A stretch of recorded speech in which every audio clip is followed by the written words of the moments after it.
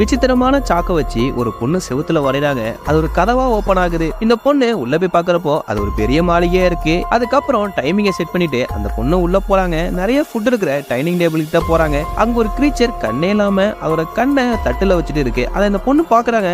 அதே நேரம் அந்த பொண்ணு வந்த வேலையை பார்க்க ஆரம்பிக்கிறாங்க. அவங்க பேக்ல இருந்து சின்னதா 2 கிரீச்சர் வருது. அந்த கிரீச்சர் செவுத்துல இருக்கிற ஒரு சாவி போற துளையை காட்டி அந்த சாவியும் போட சொல்லுது. இந்த பொண்ணும் கீயை கரெக்டா வச்சிருக்காங்க. அந்த கீயை வச்சு அதை ஓபன் பண்ணி பார்த்தா உள்ள இருந்து ஒரு கோல்டு கத்தி எடுக்கிறாங்க. அந்த கத்தி எடுத்துக்கிட்டு அந்த இடத்தை விட்டு போலான்னு பாக்குறாங்க. அதே நேரம் அங்க இருக்கிற ஃபுட் மேல இந்த பொண்ணுக்கு ஆசை வருது. அந்த கிரீச்சர் எல்லாம் சாப்பிட வேணாம்னு சொன்னாலும் இந்த பொண்ணு அதை சாப்பிட்டுருவேன், அந்த கிரீச்சர் தான் அமைதியா இருக்கேன்னு சொல்றாங்க.